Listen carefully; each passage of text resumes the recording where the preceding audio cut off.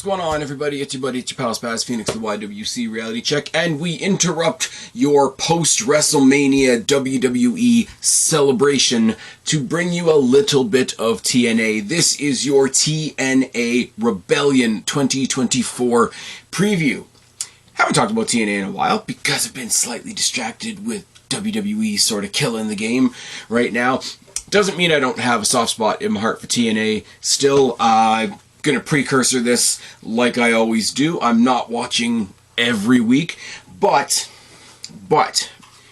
NXT in its very, very, very early days had a period of time where the week-to-week programming was very missable and the pay-per-views were always on point. The takeovers were always on point. There's a reason I still do NXT Rewind every now and then.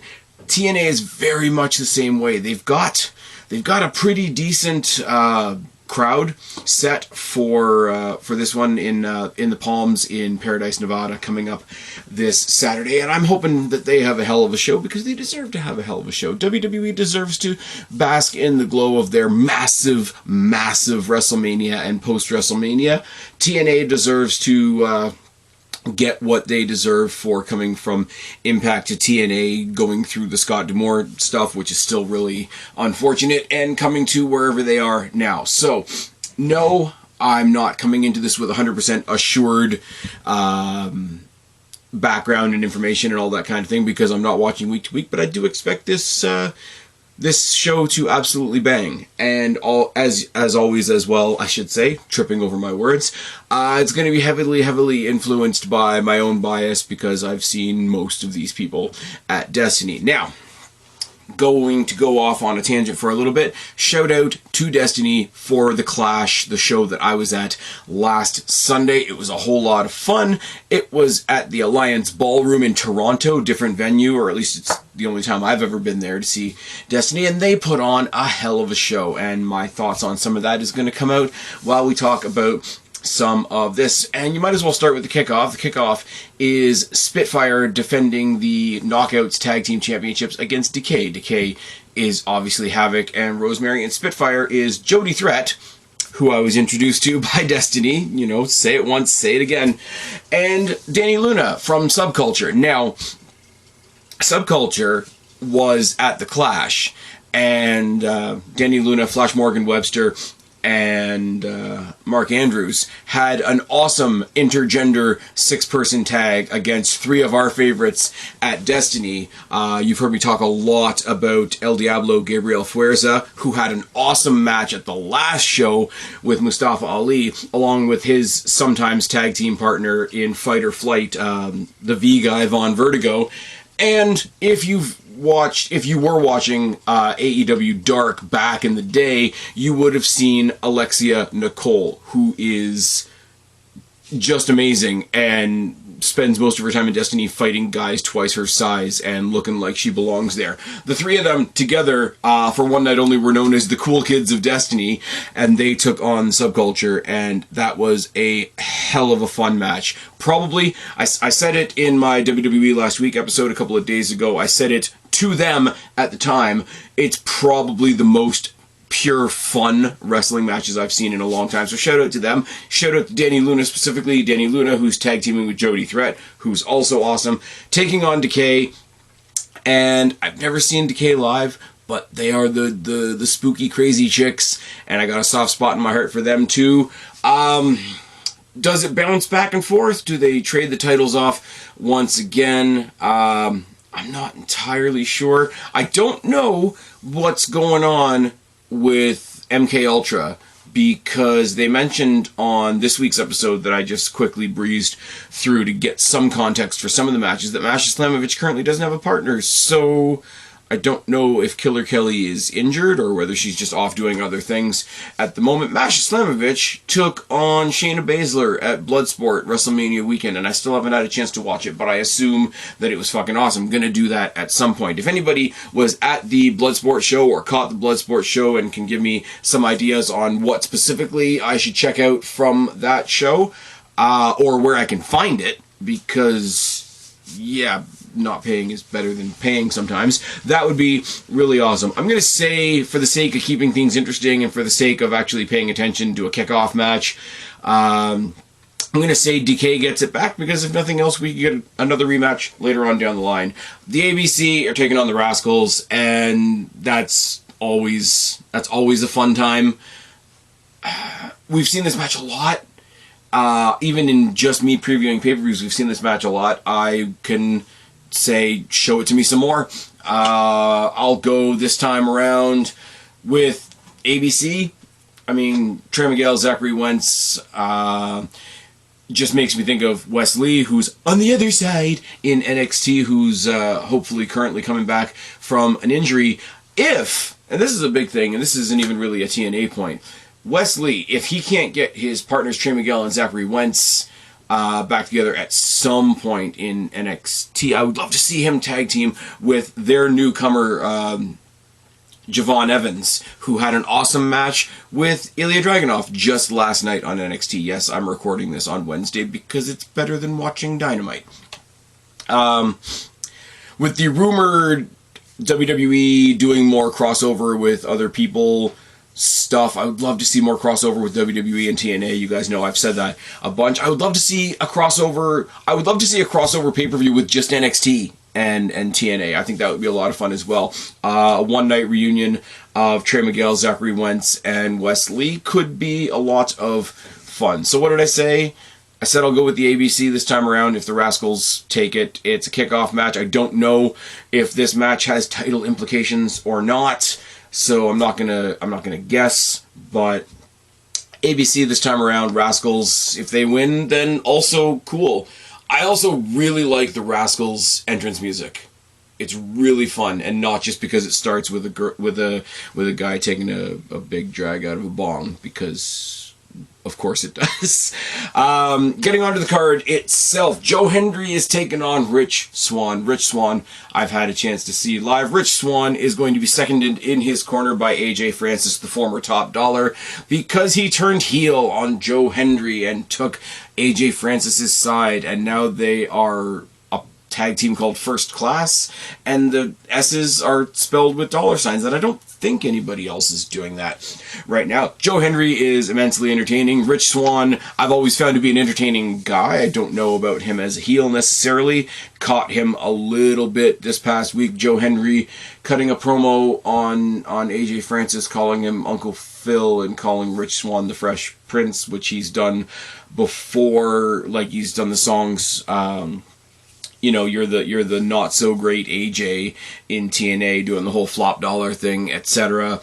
It's really hard for me to get into because when he was in WWE and he tried to go for that dive and he missed it, and commentary roasted him for days, that was kind of shit. And if you follow him on social media, like, the guy's a really good dude that raises everybody up and does a shit ton of charity, so it's really hard for me to see him as a bad guy. So him not being a bad guy makes it really hard for me to take a Rich Swann heel turn seriously. So it's not like they're super evil bad guys, they're just kind of gonna be dicks instead. And Joe Hendry, the babyface, is also kind of a dick. So if this is just a match with these three guys going in there and having the proverbial, I can't believe I'm making this pun, dick measuring contest, that's absolutely fine. Rich Swann just turned heel. Pretty sure he has to justify that heel turn. He's going to get a win here over Joe Hendry, probably 110% sure, with help from AJ Francis, and that's just fine. What is a little less fun and a little more holy shit, the Big E special, the big meaty men slapping man meat, Josh Alexander and Hammerstone, round 3. Except this time it's a last man standing match, cause of course it is. Josh Alexander fought Hammerstone a while ago when he wasn't yet with the company, and I was just being introduced to the guy, and it's like, oh, this guy's an absolutely terrifying fucking machine. Had a great match with Josh Alexander. They ended it off respectfully enough. He was announced into the company, had a rematch with Josh Alexander, and won by cheaty, schemy means and low blows and all that kind of thing. And Santino Marella mentioned this week that, or sorry, not Santino Marella, that was later on in the show.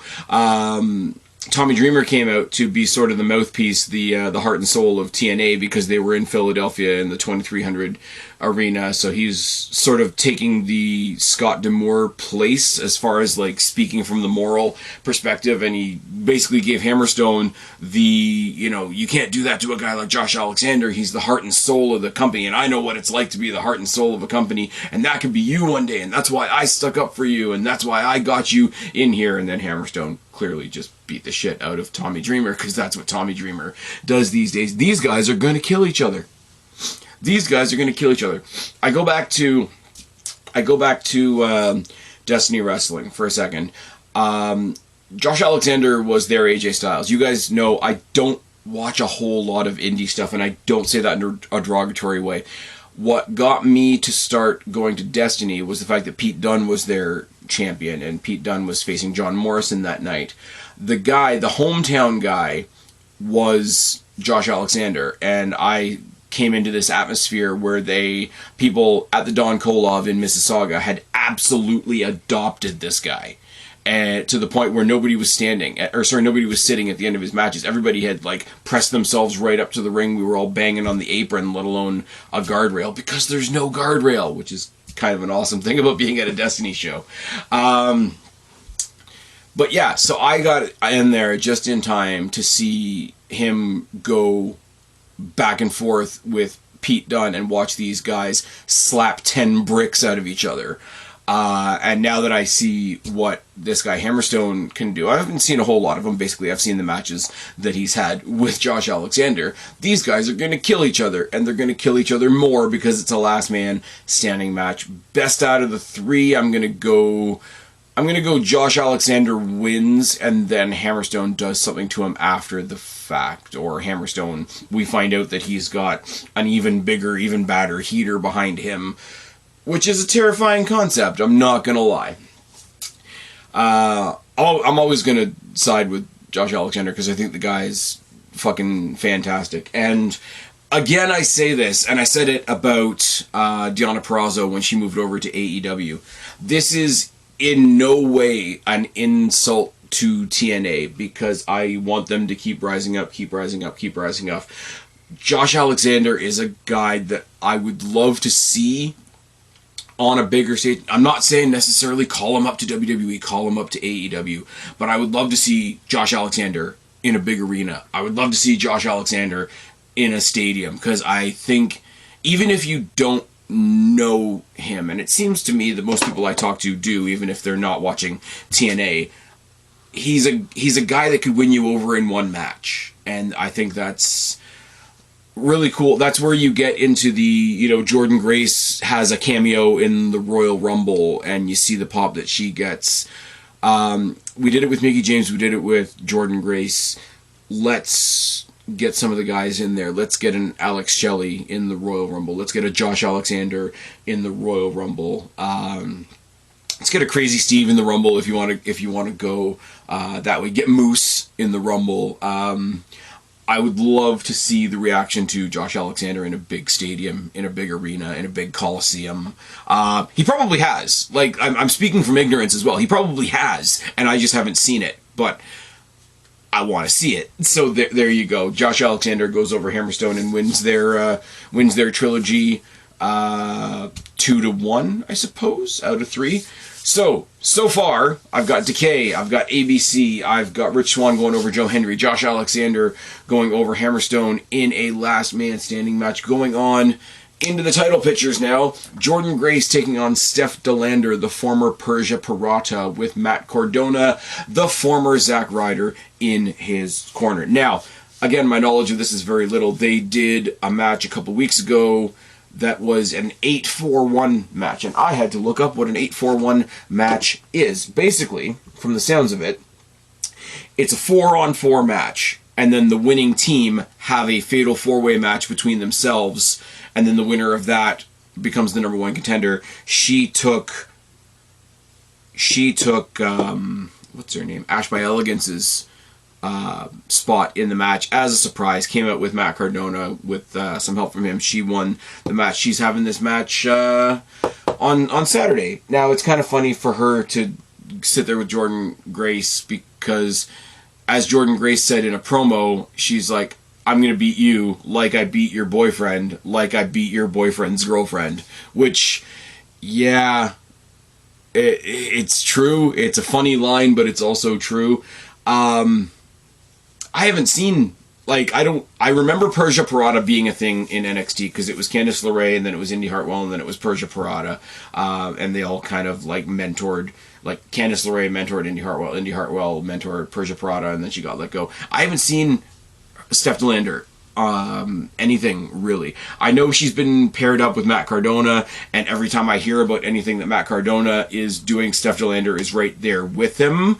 I believe they're called the King and Queen of the Death Match. I could be wrong. I may have my terminology wrong there, but I haven't seen her wrestle since she was in NXT, and that's just my own. Again, I say when I talk about TNA, that's just my own ignorance. That's nothing on her, nothing on Cardona at all. But Jordynne Grace is a machine, and she's gonna kill somebody. And again, I go back to those rumors about WWE versus, WWE working with groups in general. To which I'm really pushing for a working relationship with TNA, because I really need to see that Jordynne Grace Rhea Ripley match. Rhea Ripley, we just found out on Monday, is injured, and I was gutted when I heard that, because she was on a hell of a run, and she's cool, Judgment Day is cool, WWE's cool, so she was the coolest thing in the coolest thing in the coolest thing. That's how that domino falls. Really, really gutted for her. Hope she comes back sooner than later. I hope she comes back in time for Money in the Bank, selfishly because I'm going. And also, I'm probably, from the rumor mill, gonna get to see the NXT debut of Julia, so we'll see what she can do as well. I've rambled on this one for quite long enough. Jordynne Grace is gonna kill her. I don't know who you put up against Jordynne Grace that I wouldn't just come out and say, yeah, she's gonna kill her. Like, the guy in her corner is Zack Ryder, and she beat him up. And I'm not trying to make that a gender joke. I'm really not. She was the first ever digital media champion. She feuded with Matt Cardona over that championship. She was the first ever Queen of the Mountain, as she says. She's a 3-time champion. I believe she was a tag team champion at some point. I mean, she's one of one, so I don't picture her really as a tag team person, but I'm pretty sure she was a tag team champion at some point. I just don't remember with who, which is terrible. Eric Young and Frankie Kazarian are still going at it. They're going to have a Full Metal Mayhem match, and that's going to be awesome. For those of you that don't know, Full Metal Mayhem is basically TNA's version of a TLC match. I remember when it was first introduced, I think the Hardys, the Dudleys, and some other team, clearly not Edge and Christian, were involved, because I remember the quote in the promo video package at the time was, you bring the tables, you bring the ladders, you bring the chairs, we'll bring the chains and call it a Full Metal Mayhem. Pretty sure Abyss was involved, now that I think of it. Totally pulling that off the top of my head. Anyways, Eric Young, Frankie Kazarian. Frankie Kazarian as a heel is just coming off as, like, random entitled heel number 5. Frankie Kazarian, awesome wrestler. Entirely misused in AEW. Gave him the Elite Hunter gimmick and then never let him be the Elite Hunter, which was kind of terrible. Eric Young, can't say enough good things about Eric Young. Eric Young is he's called the world-class psychopath for a reason. These guys are going to bleed. That's what's going to happen there. If this is the capper to their feud, I gotta believe Eric Young is going over here. Eric Young recently came out and was talking about WWE and the fact that he had to sign an NDA when they granted him his release, and that makes WWE look bad, apparently. I mean, he didn't sound like he was crapping on them. He really didn't. He's not pulling a Ronda Rousey and getting people fired. He's not, Nikki Bella hinting that she wants to work with Tony Khan, which is, oh my god, the turnaround. Can I say, side note, the turnaround that we are going to see with the fandom if the Bella Twins go to AEW. Because I used to say, before they became absolute twats, the Bella Twins were always painted with that brush of, oh, they're a leftover from the Divas era, they're just Barbie dolls. And I thought, like, well, no, they're not fantastic. They're not going to give you that ever auspicious, 5.5 stars in the Tokyo Dome, brother. But I really thought that they were like decent 5s that were treated like 1s because they weren't 10s, if that makes sense. And everybody shat on them. So if the next, hashtag game changer that AEW brings in is the Garcia twins, I'm going to warn you guys right now, I'm going to laugh a lot. But I mean, Nikki, Brie, Ronda Rousey, they're all following that same pattern right now of step 1, squeeze as much money as you can out of WWE. Step 2, squeeze as much money as you can out of anybody else by shitting on WWE. Repeat as necessary, call yourself a victim. Really don't know. Don't know how I got onto that entirely, but because Frankie Kazarian was incredibly misused by AEW. That's how I got onto that. Eric Young, Frankie Kazarian, it's going to be awesome. Frankie Kazarian's going to be a dipshit, and he's going to get his head taken off by Eric Young, probably with a pretty violent weapon. Moving swiftly on. Mustafa Ali. Anything Mustafa Ali does in TNA is going to have to go yards and miles to get a higher rating from me than the match that he had with our boy at Destiny, Gabriel Fuerza, because that match was fucking awesome. He's taking on Jake something. This is going to be heel David versus babyface Goliath. I don't really know how that works. He's still doing the politicking bit. I think it's great. He's got the Grizzled Young Veterans in his pocket sometimes, which is a neat turn. He's scared of Jake something, and he's hiding that behind a political movement to say that the X Division needs weight limits. Because if you remember, when the X Division was created, initially it was... They tried as much as they possibly could to distinguish themselves from the, at the time, WCW Cruiserweight Division, the WWE Light Heavyweight Division, and the sour taste that both of those things left in everybody's mouth. They wanted to distinguish themselves from that. So the catch line of the X Division for the longest time was, it's not about weight limits, it's about no limits. That's why you had guys like Abyss, guys like Samoa Joe, guys like Josh Alexander, etc., etc., etc., who were not, 205 Live guys winning the X Division championship. So him holding the title and purposely moving against what that title stands for is an awesome storytelling beat. Because he's doing the political thing, he's always got, like, extras as protesters and all that kind of thing. And the Good Hands were with him for a while, and now it's the Grizzled Young Veterans as well. I'm pretty sure that this is going to end in a disqualification, but not before Jake something, like, swats him out of the air like a mosquito. Mustafa Ali will sell it like death. He's leaving champion, is my point. But he's leaving champion not for anything he accomplishes. He's going to win when, the Good Hands and the Grizzled Young Veterans and him have a 5-on-1 advantage on Jake something, or when Jake something does something so violent back to him that he gets himself disqualified. So I think it's going to be a lot of fun. We're going to see a lot of weird cat and mouse. Like I say, doing David and Goliath, where David is the heel, is interesting, if nothing else. I think it's going to be a lot more fun than I'm explaining right now, but yeah, looking forward to it. He's leaving with the championship. It's another foregone conclusion. It's the Jordan Grace thing. Jordan Grace, I don't see anybody going up against her that can believably beat her. Mustafa Ali, there's enough shenanigans in his camp right now that nobody's going to beat him. Let's talk about the tag team championships now. And you've got Speedball Mountain versus The System. Mike Bailey, Trent Seven, I'm incredibly biased. I was introduced to Mike Bailey by Destiny Wrestling. Check it off your Spaz Phoenix bucket list. It's fine. And Trent Seven is still the current reigning, defending Destiny Wrestling World Champion. Again, coming off of this past Sunday, I saw an absolutely amazing triple threat between Trent Seven, Mike Santana, formerly of AEW, and Kenta, formerly Hideo Itami. Amazing match. A lot of people chanting "fuck CM Punk" to Kenta, which was hilarious. My first time seeing Santana live, that dude is awesome. Mike Bailey put him, Trent Seven put him over like $1 million. Hope to see it again. Hope to see any combination of those three again. This is going to really kind of sound bad to Trent Seven.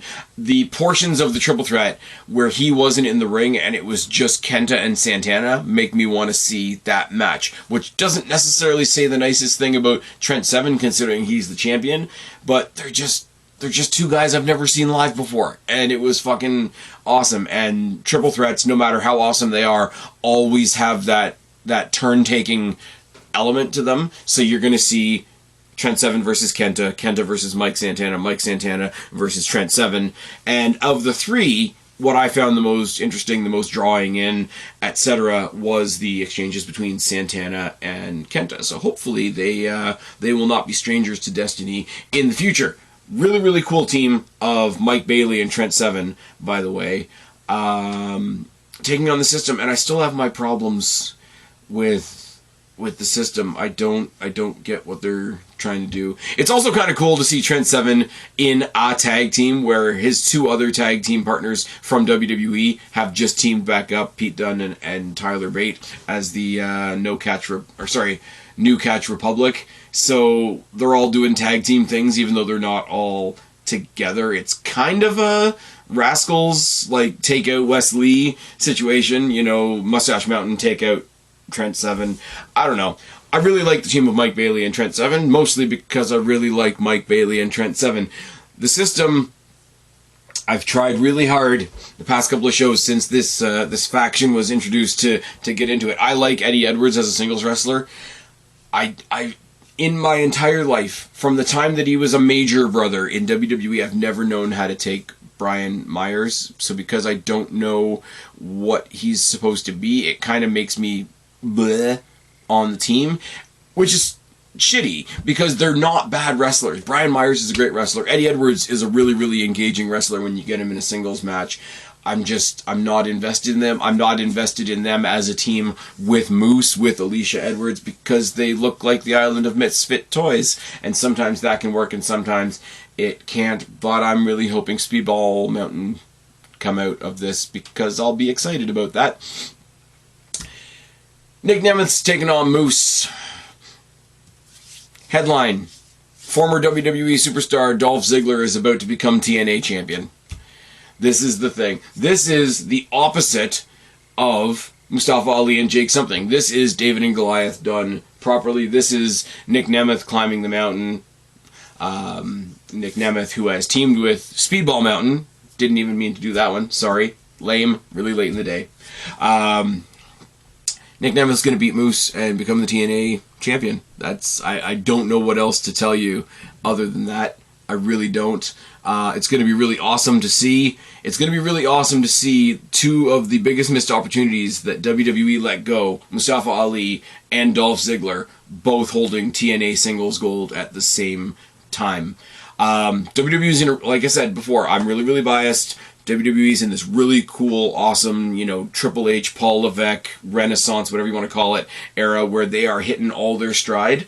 If TNA is going to try and hit their own version of that same stride, having it led by Jordan Grace, Mustafa Ali, and Dolph Ziggler, ain't a bad way to go. It's really, really not. Anyways, I'm really looking forward to this show. Don't know whether I'll get a review up to you guys or not, but I'd love to hear your thoughts down in the box below. I've been Spaz, your YWC reality check. Subscribe up there, talk down there, start a conversation. Keep all these conversations going. Don't be a stranger. I will talk to each and every last one of you later. But for right now,